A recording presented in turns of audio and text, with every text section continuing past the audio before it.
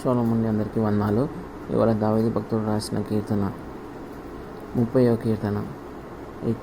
యెహోవా, నా శత్రువులను నా విషయమై సంతోషింపనీయక నీవు నన్ను ఉద్ధరించి ఉన్నావు. అందుకై నేను నిన్ను కొనియాడుచున్నాను. యెహోవా నా దేవా, నేను నీకు మొరపెట్టగా నీవు నన్ను స్వస్థపరిచితివి. యెహోవా, పాతాళంలో నుండి నా ప్రాణమును లేవదీసితివి. నేను గోతిలోనికి దిగకుండా నీవు నన్ను బ్రతికించితివి. యెహోవా, భక్తులారా ఆయనను కీర్తించుడి. ఆయన పరిశుద్ధమైన జ్ఞాపకార్థ నామమును బట్టి ఆయనను స్తుతించుడి. ఆయన కోపము నిమిషం మాత్రముండును, ఆయన దయ ఆయుష్కాలం అంతయు నిలుచును. సాయంకాలమున ఏడుపు వచ్చి రాత్రి ఉండినను ఉదయము సంతోషము కలుగును.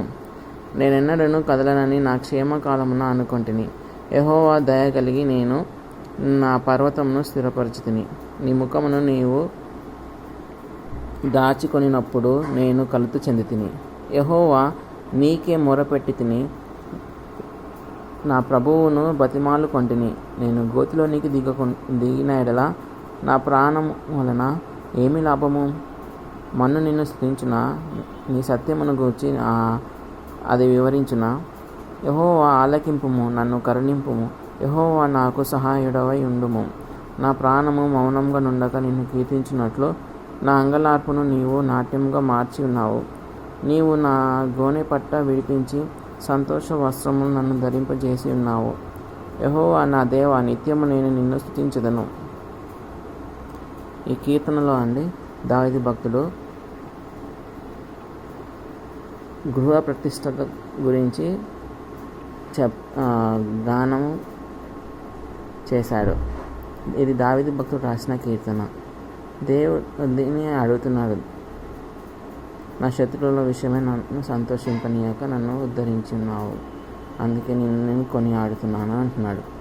దేవుడిని ఆరాధిస్తున్నాడు, దేవుడిని స్తుతిస్తున్నాడు ఈ కీర్తనలో.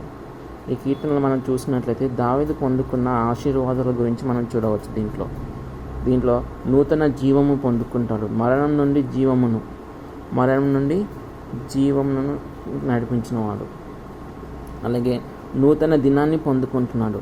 రాత్రి కష్టం వచ్చినను, రాత్రి ఏడుపు వచ్చినను మళ్ళీ ఉదయం సంతోషం కలుగుతుంది నీ వాక్యాన్ని ధ్యానించినప్పుడు, నీ వాక్యాన్ని చదివినప్పుడు. నూతన హృదయము కలుగుతుంది. గర్భం నుండి వినయంలోకి నడిపించబడుతున్నాం. 6 నుండి 10 వచనాలు చూసినట్లయితే. అలాగే నూతన గీతాన్ని పాడుతున్నాడు. కన్నిటి నుండి ఆనందాన్ని చూడవచ్చు మనం 11 నుంచి 12 వచనాలు. ఈ మొత్తం వచనంలో మనం చూసినట్లయితే దావీదు భక్తుడు తన ఆత్మీయతను మనల్ని తెలియజేస్తున్నాడు. తను కలిగి ఉన్న ఆశీర్వాదాలని తెలియజేస్తున్నాడు. ఆత్మీయత ఉండడం వల్ల తను కలిగి ఉన్న ఆశీర్వాదాన్ని తెలియజేస్తున్నాడు.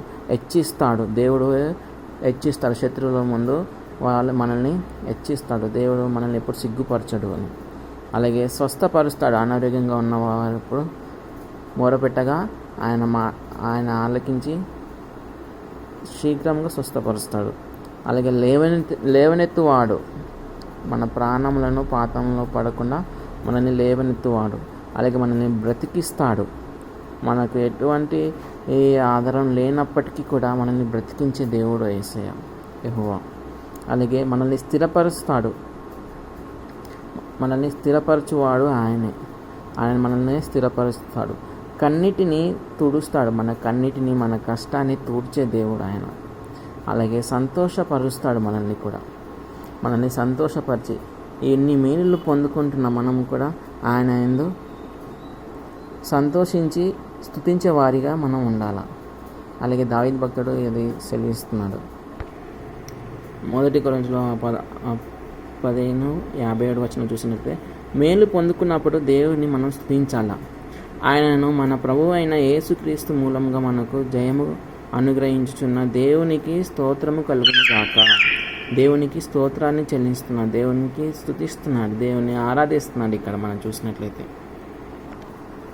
అలాగే ఎఫెసీయులకు 6:20 చూసినట్లయితే, మన ప్రభువు అయిన యేసుక్రీస్తు పేరిట సమస్తమును గూర్చి తండ్రి అయిన దేవునికి ఎల్లప్పుడూ కృతజ్ఞతాస్తుతులు చెల్లించుచు క్రీస్తునందరి భయంతోనూ ఒకనికొకడు లోబడి ఉండుడి అంటున్నాడు. దేవుని యందు మనకి లోబడి ఉండాలి, దేవుని వాక్యానికి ఆజ్ఞలకి. అలాగే మన ఫిలిప్పీ పత్రిక 4:6 చూసినట్లయితే దేనిని గూర్చి చింతపడకుడి కానీ ప్రతి విషయంలోనూ ప్రార్థన విజ్ఞాపనముల చేత కృతజ్ఞతాపూర్వకంగా మీ విన్నపములను దేవునికి తెలియజేయుడి. మనము కృతజ్ఞతాపూర్వకంగా దేవునికి విన్నపము తెలియజేయాలి. దేనిని గురించి మనం చింతించకూడదు. దావీదు భక్తుడు ఇక్కడ చింతించాల, దేవుని ఆరాధిస్తున్నాడు, దేవుని స్తుతిస్తున్నాడు, ఆయన పొందుకున్న మేలును బట్టి సంతోషిస్తున్నాడు. శత్రువుల ముందు సిగ్గుపడనీయకుండా ఆయన స్థిరపరిచిన వాడు. రాత్రి దుఃఖం కలిగినను హృదయం సంతోషం వస్తుంది. కాబట్టి ఆయన మనం ముఖ్యంగా కృతజ్ఞత కలిగి దేవుని ఆరాధించే వారిగా ఉండాలి. అలాగే మోషే దేవుడున్న గాఢంధకారమునకు సమీపంగా ఉన్నప్పుడు జ్ఞానుల నుండి తెలివితేటల గలవాళ్ళ నుండి దాచిపెట్టిన రహస్యాలెన్నో దేవుని దగ్గర ఉన్నాయి. వాటి గురించి భయం అవసరం లేదు. నీకు అర్థం కాని విషయాలను నిశ్చింతంగా అంగీకరించు. సహనంతో కనిపెట్టు. తన గాఢాంధకారంలోని విషయాలను నీకు మెల్లమెల్లగా బోధపరుస్తాడనాయన. ఆ రహస్యాల్లోని మహిమైశ్వర్యాలను కనపరుస్తాడు. రహస్యం దేవుని వదనాన్ని దాచే ఒక అడ్డుతెర. నీ జీవితం ఒక మీద కమ్ముకోబోతున్న మేఘాన్ని చూసి భయపడకు, ఎందుకంటే దాంట్లోనూ దేవుడున్నాడు.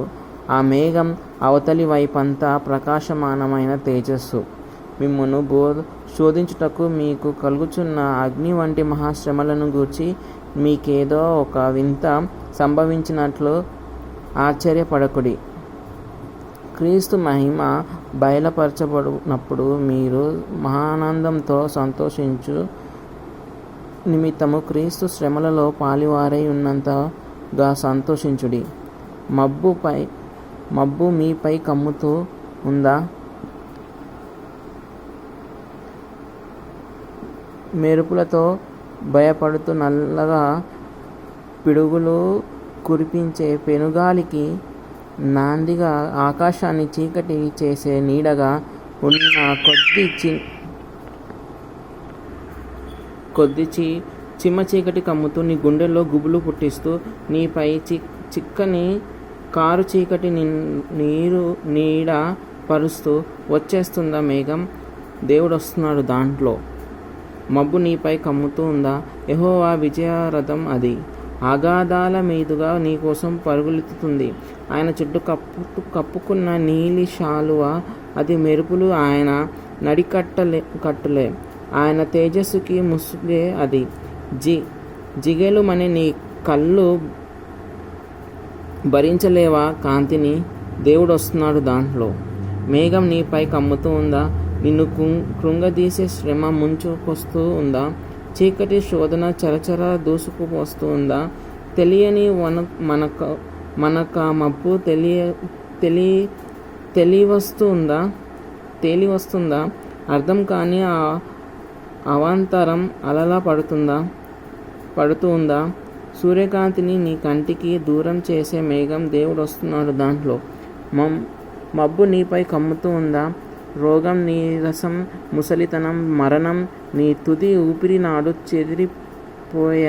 పోతాయని దారిని పొగమంచు మూసి తీరం తెలియకుండానే చేసే కారుమబ్బు అనంతకాలంలోనే సౌరకాంతిలో అలరారుతుంది. దేవుడు వస్తున్నాడు దాంట్లో. ఒక భక్తుడు రాకి పర్వతం శిఖరంపై నిల్చుని క్రింద లోయలో చెలరేగుతున్న తుఫానుని చూస్తున్నప్పుడు ఒక డేగ ఆ మేఘాలను చీల్చుకొని పైకి వచ్చింది. సూర్యుని దిశగా పైకి అది ఎగురుతూ ఉంటే దాని రెక్కలకున్న వర్ష బిందువు వజ్రాలుగా మెరిశాయి. ఆ తుఫాను రాకపోయినట్లయితే ఆ డేగ లోయలోనే క్రింద ఎక్కడో ఎగురుతూ ఉండేది. జీవితంలో మనకెదురయ్యే బాధలే మనం దేవుని